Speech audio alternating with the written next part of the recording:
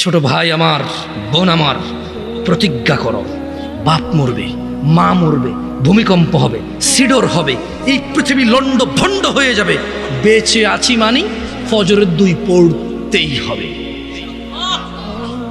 বেঁচে আছি মানে জোহর, আসর, মাগরিব, ইশা পড়তেই হবে। একটু আগে সিগারেট খেয়েছি, একটু পরে আজান হয়েছে, নামাজ পড়তে হবে। একটু আগে পর্নোগ্রাফি, উলঙ্গ সিনেমা দেখেছি, একটু পরে আজান হয়েছে, নামাজ পড়তেই হবে। ঘুমের মধ্যে কাপড় চোপড় নষ্ট হয়েছে, মা জানে, বাপ জানে, ভাবি জানে, বোন জানে, সবাই জানে। এখন গোসল করলে সবাই বুঝবে কেন গোসল করছো।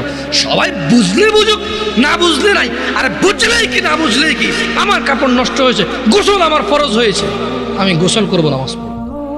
আজকে এখানে যারা উপস্থিত আছো, আমি কাউকে লজ্জা দিতে চাই না।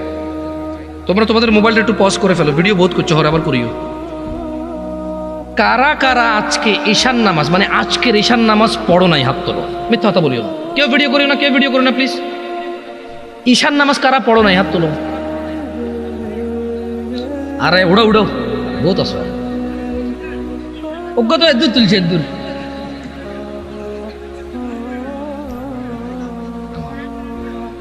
নামালো নামালো নামালো। এ যদি হয় ওয়াজের শ্রোতাদের অবস্থা, যারা ওয়াজ কিন্তু আইছে, ক্রিকেট খেলা, ফুটবল খেলা, শীত খেলার, ব্যাডমিন্টন খেলা ছাড়ি যারা ওয়াজ কিন্তু আইছে, অন্ত শর্ট ক্রিজ খেলো তোমরা। কে এ দূরা গড়া কান্দি, বাঁশ 2-3 গাড়ি, লাইট 2-3 লাগাই, কিতা বলো জ্ঞানে মার, আবার লাগিও যাও, মারামারি করো, গালাগালি করো, কিছু বুঝাই না। হ্যাঁ, তো এত কিছু বাদ দি যারা ইসলাম শিখতে আসছে, এটা তোমাদেরকে একটা পরীক্ষা করে। কেমন? কেউ ভিডিও করি না, ওকে? ভিডিও করবা? কইও না। তোমার নাম কি ভাইয়া? তোমার নাম কি? হ্যাঁ, শাহাদাত। তোমার নাম কি? হ্যাঁ, রবিউল। তুমি তো মাইকেল, প্রায় ওয়াজ মাহফিলে তো যাওয়া হয় না? সত্যি কথা কও, আজকে ঈশা নামাজ পড়ছো? ও প্রতিদিন ওয়াজ শুনে প্রায়। আরে হাসেন কেন? ওয়াজ শুনে যদি মানুষের পরিবর্তন হইতো, তাহলে সবার আগে মাইকওয়ালার পরিবর্তন হইতো।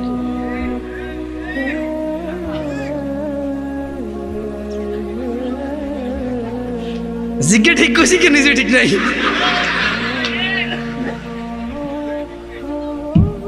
এখানে নিজে সিদ্ধ ডিমের মতো ক্লিন শেভ করে। এদেশে ব্যাগ খারাপ আই ছাড়া,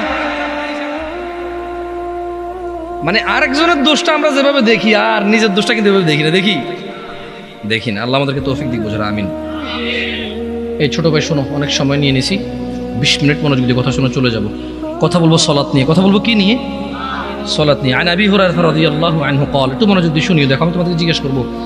আবু হুরায়রা রাদিয়াল্লাহু আনহু থেকে বর্ণিত, তিনি বলেন রাসূল সাল্লাল্লাহু আলাইহি সাল্লামকে উনি বলতে শুনেছে যে আল্লাহ নবী সাল্লাল্লাহু আলাইহি সাল্লাম বলছে, ইন্না আউওয়ালা মা ইউহাসাবু বিহিল আবদু ইয়াউমাল কিয়ামাতি মিন আমালিহিস সালাহ। কিয়ামতের দিনে বান্দার সর্বপ্রথম যত কাজ আছে, সব কাজের মধ্য থেকে সর্বপ্রথম হিসেব হবে নামাজের। কিয়ামতে বান্দার সবার আগে হিসাব হবে কিসের? নামাজের। আল্লাহ নবী বলছে যে ফাইন সলুহাত, যার নামাজ সঠিক হবে, ফাকাদ আফলাহা ওয়া আনজাহা, সে সফল হবে, নাজাত পাবে। ওয়া ইন ফাসাদাত ফাকাদ খাবা ওয়া খাসির, যার নামাজ নষ্ট হয়ে থাকে সে ব্যর্থ হবে, বিপর্যস্ত হবে। ও হাজি, গাজী, দানবীর, নেতা, নেত্রী, মুন্সি, মোল্লা, মুফতি, ভদ্র, নম্র, যে যাই হও না কেন, তোমরা সমাজ সেবী দিয়ে কাজ হবে না। কিয়ামতের দিনে সবার আগে কোন আমলের হিসেব হবে? যার নামাজ ঠিক থাকবে সে কি হবে? যার নামাজ ঠিক থাকবে না সে কি হবে? তোমরা নামাজ পড়ো না। তোমাদেরকে একটু আগে বলেছিলাম, হাজার হাজার লক্ষ লক্ষ অপরাধ করবা, গুনাহ বলে গণ্য হবে, কবিরা বা সগীরা। নামাজ ছেড়ে দেবা, কুফরি বলে গণ্য হবে, আর কোনো অপশন নাই। নামাজ ছেড়ে দিলে কি বলে গণ্য হবে? তোমাদের মধ্যে একজন লোক উঠে দাঁড়াও তো, যে 2 দিন ভাত খাও নাই, গত 2 দিনে কিচ্ছু খাও নাই, দাঁড়াও। একটা ছেলে দাঁড়াও, গত 2 দিন কিচ্ছু খাও নাই। কিন্তু এখানে তোমাদের মধ্যে অনেকে আছো গত সপ্তাহে জুমা পড়ছো আর এই সপ্তাহে জুমা পড়ছো, এই আজকের জুমার পরে আবার আগামী জুমা পড়বা, কিভাবে তোমার ইমানটা বাঁচে বলতে পারো আমাকে? 2 বেলা 3 বেলা ভাত না খেলে তোমার পেট বাঁচে না, আর 35 ওয়াক্ত নামাজ ছেড়ে কি শক্তিশালী ইমান তোমার! ইমানের কি এক্সারসাইজ তুমি করেছো, কি ক্যাপাসিটি অর্জন করেছো ইমানের, যেটা বছরের পর বছর মাসের পর মাস নামাজ না পড়ে এটা ইমানদার থাকে, এমন ক্ষমতা অর্জন করেছো ইমানের তুমি। শোনো আমার ভাই, আব্দুল্লাহ ইবনে মাসউদ রাদিয়াল্লাহু আনহু থেকে বর্ণিত, তিনি বলেন, সাআলতু নবিয়্য সাল্লাল্লাহু আলাইহি ওয়াসাল্লাম, আব্দুল্লাহ ইবনে মাসউদ বলছে রাদিয়াল্লাহু আনহু যে আমি আল্লাহর নবী সাল্লাল্লাহু আলাইহি ওয়াসাল্লামকে জিজ্ঞেস করলাম, বললাম, ইয়া রাসূলুল্লাহ আইয়ুল আমালি আহাব্বু ইলাল্লাহ, ইয়া রাসূলুল্লাহ, ও আল্লাহর রাসূল সাল্লাল্লাহু আলাইহি ওয়াসাল্লাম, আল্লাহর কাছে কোন আমলটা সব থেকে প্রিয়? قال, তিনি ফাতিমা রাদিয়াল্লাহু আনহার আব্বা সাল্লাল্লাহু আলাইহি ওয়াসাল্লাম জবাব দিয়েছেন, তিনি বলেছেন, আস-সালাহ, নামাজ আল্লাহর কাছে সব আমলের চাইতে প্রিয়, আলা ওয়াক্তিহা, সময় মতো নামাজ পড়া আল্লাহর কাছে সকল আমলের চাইতে প্রিয়। এই পৃথিবীতে যত আমল আছে মানুষ করে, আস-সালাতু আলা ওয়াক্তিহা, সময় মতো নামাজ পড়া আল্লাহর কাছে সব চাইতে প্রিয়। দিনী ভাইরা, কত গুনাহ, কত অপরাধ, সিনেমা, নাটক, গান বাজনা, অপরাধের শেষ নাই। মিনিটে মিনিটে, ঘন্টায় ঘন্টায়, দিনে রাতে হিসেব ছাড়া অন্যায় অপরাধ করি, অথচ একটা ইবাদত এই পৃথিবীতে আছে যেটা করে মানুষ মুসলমান থাকতে হয়, ওই একই ইবাদত সমস্ত গুনাহের কাফফারা হয়। একই ইবাদত যেটা করে মুসলমান থাকতে হয়, যেমনটা বাচ্চা যুবক চাকরিতে ঢুকলো, ঢুকার পর ডিউটিতে যেতে হয় চাকরি বাঁচাইতে হইলে, নাইলে চাকরি থাকবে না, চাকরি বরখাস্ত হয়ে যাবে, কোম্পানির কেউ বলে গণ্য হবে না। 1 দিন 2 দিন 3 দিন, 1 বেলা 2 বেলা 3 বেলা, 1 মাস 2 মাস 3 মাসের সুযোগ নাই। 2 4 10 দিন যদি ডিউটি ঠিক মতো না যায়, কোম্পানি তাকে বরখাস্ত করবে, এই কোম্পানির কেউ বলে গণ্য হবে না। বোনাস তো দূরের কথা, বেতন থাকবে না, বেতন তো দূরের কথা, চাকরি থাকবে না, চাকরি তো দূরের কথা, লাঞ্ছিত, বদনাম হবে, ডিউটি ফাঁকি দেয়, চোর বলে গণ্য হবে। নামাজ একই রকম ইবাদত। কোনো মানুষ যদি নিজেকে মুসলমান দাবি করে, সে প্রতিদিন 5 বার প্রমাণ করতে হবে সে মুসলমান, আদারওয়াইজ তার মুসলমানি তো টিকবে না। এ পৃথিবীতে আর দ্বিতীয় কোনো ইবাদত এরকম নাই যেটা মানে মুসলমানিত্ব বহন করে। দাড়ি কাটলে গুনাহ, কেউ যদি বলে যে দাড়ি কাটলে সমস্যা নাই, গুনাহ নাই, তখন যায় সে কুফরি করবে, আদারওয়াইজ কুফরি হবে না, তার গুনাহ হবে। মদখোর গুনাহ করে, জেনাখোর গুনাহ করে, মিথ্যাবাদী গুনাহ করে, মারামারি করা লোক গুনাহ করে, অন্যায় অবিচার করা লোক গুনাহ করে, নামাজ যে ত্যাগ করে সে কুফরি করে। পার্থক্য আছে। এই তোমাদেরকে একটা কথা বলি, তোমার আব্বা তোমাকে পছন্দ করে না কেন? তুমি রাত দিন 24 ঘন্টা খেলাধুলা নিয়ে ব্যস্ত, স্কুল কলেজে যাও না, আচ্ছা, এরপর তুমি বাপের সাথে ঝামেলা করো, বাপের কথা শোনো না, তোমার চুল কাটা তোমার বাপকে কষ্ট দেয়, কারণ তোমার বাপকে মানুষ বলে যে ইয়াইও আমরা হুলাইকে তো এত কিছু করতে পারেন না। তোমার বাপ কষ্ট পায় এটা শুনে, তোমাকে তোমার মাকে বলে তোর হোলারে বুঝাইতে আর উৎসাহ, তোর হোলারই হোলা, আই কিন্তু যেদিন দড়ি ভেতরে শেষ করিলাম ফিরি। তোমার মাকে বলে তুই তুকারি করে, বলে তোমার কারণে। আমি বলছি না তোমার আব্বা এটা ন্যায় করে, কিন্তু তোমার কারণে তোমার আব্বা তোমার আম্মাকে বলে তোর মতো মহিলার বিয়ে করে আমার জীবন শেষ রে, হোলান্ডি মানুষ করতে পারস না, আমি বিদেশ গেছি, শহরে গেছি কাজে, আমি কি দেশে থাকলে তোদের মুখে অন্ন উঠবে? এই যে ছেলে পেলে জামা কাপড় পরে ঘুরে ঘাড়ে বেড়ায়, আমি আমার যৌবনটাকে বিসর্জন করেছি বলে তো পারে। তোর মতো মহিলা বিয়ে করে আমার জীবন শেষে আমার ফোলান্ডি মানুষ হয় না।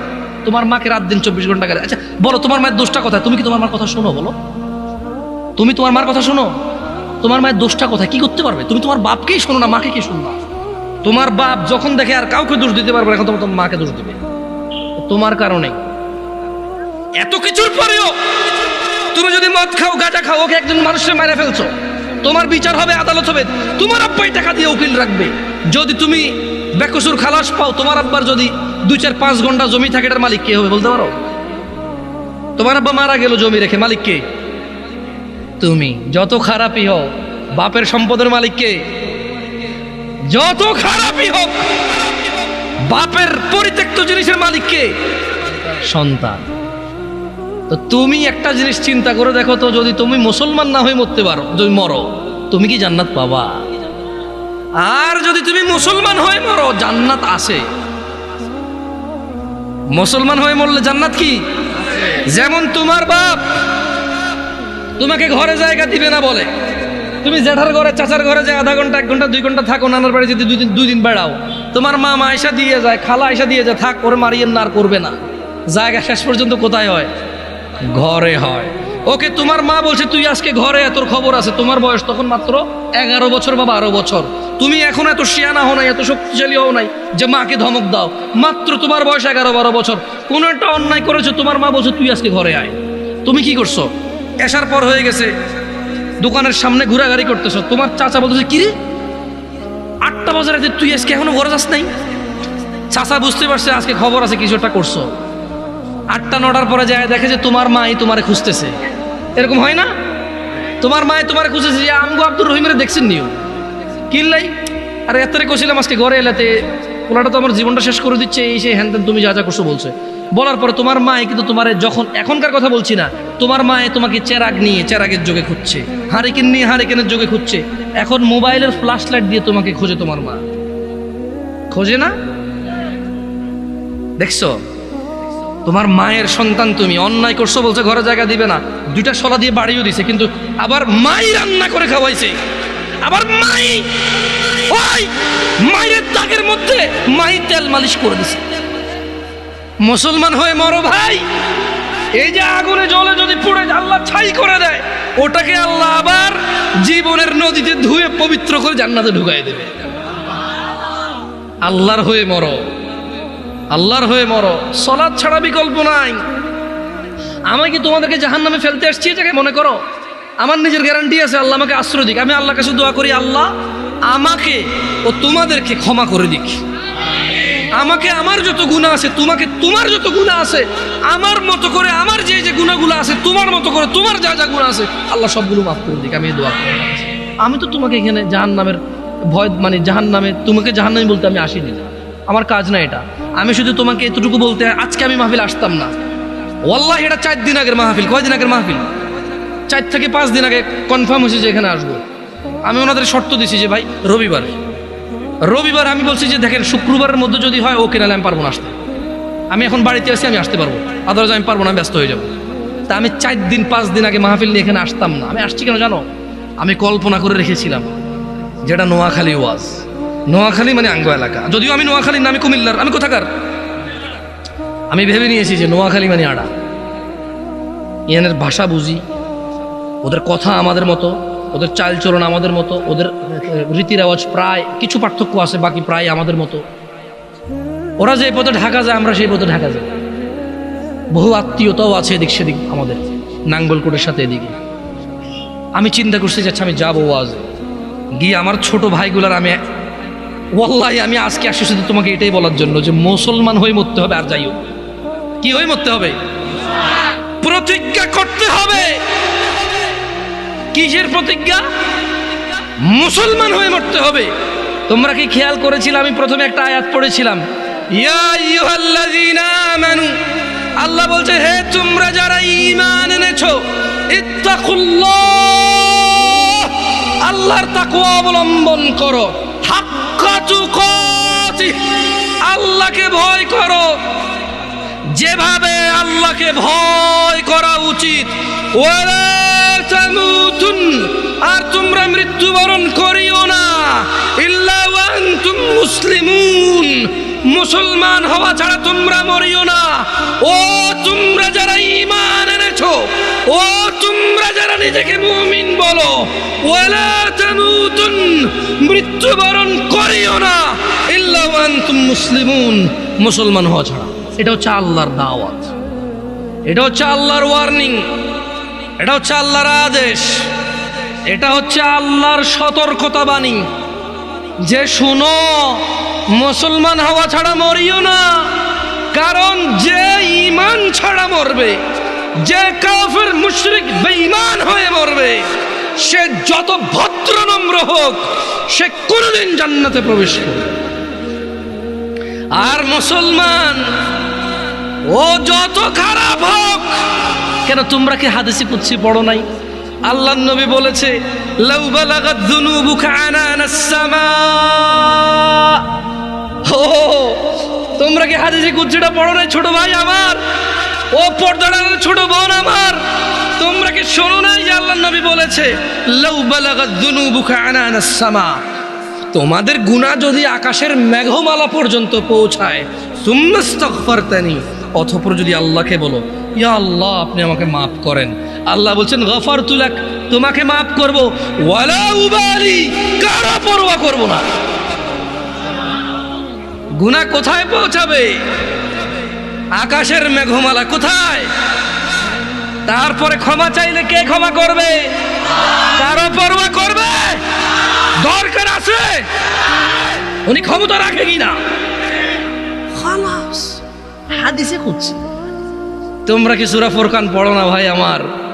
ওখানে কি আল্লাহ বলে নাই, ইল্লা মান তাব, অতঃপর যে তওবা করবে, ফিরে আসবে, ওয়া আমানা, ঈমান আনবে, ওয়া আমিলা আমালান সালিহা, ঈমান আনার পর কিছু ভালো কাজকর্ম করবে, ফাউলাইকা ইউবাদদিলুল্লাহু সাইয়্যাতিহিম হাসানাত, আল্লাহ সমস্ত গুনাহকে নেকিতে পরিবর্তন করে দেবে। তোমার গুনাহগুলোকে আল্লাহ নেকিতে করার সক্ষমতা রাখে কিনা? ওনাকে এটাতে বাধা দেওয়ার কেউ ক্ষমতা রাখে? কেউ প্রশ্ন করার ক্ষমতা রাখে? তোমার গুনাহ হচ্ছে এটা, আল্লাহ বলছে যে তোমার গুনাহ যাই হোক, যত হোক, মাপ চাও, ঈমান আনো, ভালো কাজ করো, গুনাহকে কি করবে? নেকি করবে। গুনাহকে কি করবে? অন্যদিকে আল্লাহ বলছে যে গুনাহ যদি কোথায় লাগে? আকাশের মেঘমালা কোথায়? মাপ কার কাছে চাইলে উনি কি করবে? কারো পরোয়া করবে বলছে? আরবিটা শেখো, বলো ওয়ালা উবালি, বলো ওয়ালা উবালি, কারো পরোয়া করব না, এটা আল্লাহ বলছে। আল্লাহ বলছে যে বলো সুম্মাস্তাগফারতানি, যদি আল্লাহর কাছে ক্ষমা চাও, বলো যদি আল্লাহর কাছে ক্ষমা চাও, বলো গফারতু লাক, আল্লাহ বলছে ক্ষমা করব, ওয়ালা উবালি, কারো পরোয়া করি না। এর চেয়ে বেশি কিছু লাগবে তোমার? মরতে হবে কি হয়ে? মরতে হবে কি হয়ে?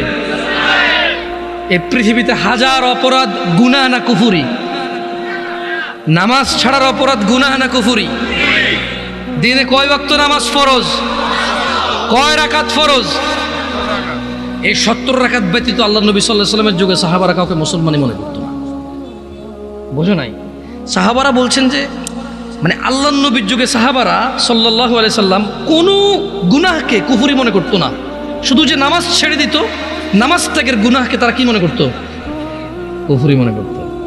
আমি আর তোমাদের বেশি কিছু বলবো না, আমি চলে যাব। শোনো,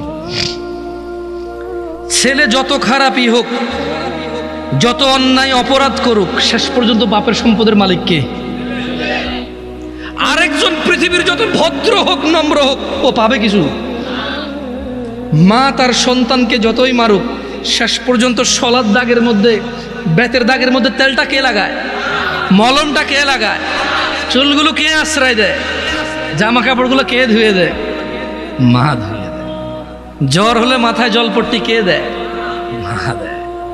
আবার এই মাই কিন্তু এক একবার খেপে গেলে শলার মুঠা ভেঙে ফেলে পিটতে পিটতে, করে কিনা?